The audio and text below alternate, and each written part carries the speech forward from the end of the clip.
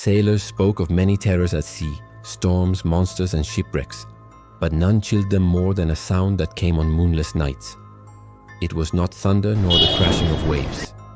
It was singing, soft and sorrowful, rising from the deep. They called it the drowned choir.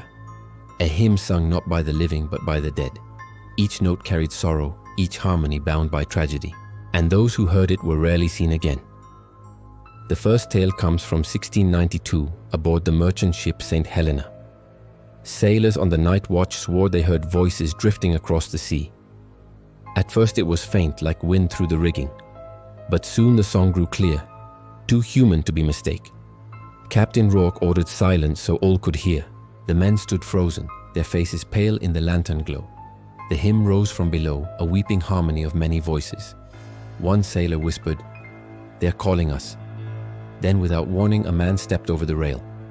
He did not cry out nor struggle, but walked calmly into the black water. The sea swallowed him with barely a splash, and when he was gone, the singing only grew louder. By dawn, 3 more had vanished.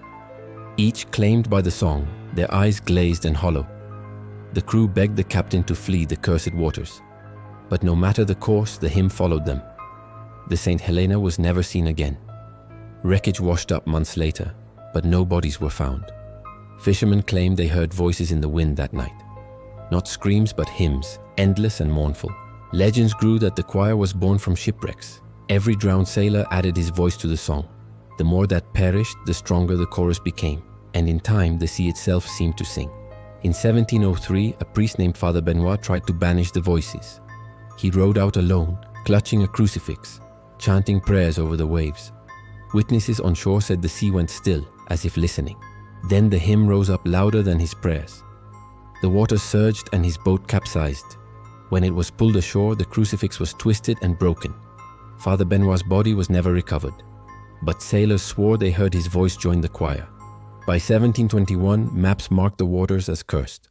Captains warned their men not to listen if they heard singing. "Plug your ears with wax," they said, "or it will claim you." But greed and arrogance often drowned out caution. One such fool was Elias Thorne, a pirate of great renown. He believed the choir led to shipwrecks full of treasure. When the voices called, he ordered his men to follow. Against their pleas, he steered straight into the fog. The hymn grew louder, wrapping around the ship. Crewmen sobbed, some falling to their knees in despair. Elias only laughed, swearing the dead could not frighten him. But when the fog lifted, his ship was gone forever. Locals say Elias's mocking laugh still echoes in the choir, a twisted voice among the sorrowful hymn calling sailors to doom. Others claim they have seen ghostly lanterns in the mist, guiding ships not to safety but to destruction. Whalers in the 18th century also told of the song. Men hardened by storms abandoned their posts in terror. One survivor said the voices spoke his name. He swore the sea itself was calling for him. Even in modern times, strange reports continued. Submarines during wartime picked up ghostly songs on sonar. The crew panicked, believing enemies were near. But no ship, no submarine, no life was found. A captain once recorded the sound. At sea, the tape played the haunting hymn perfectly. But once ashore, the recording was nothing but silence. Still, those who listened dreamed of drowning that night.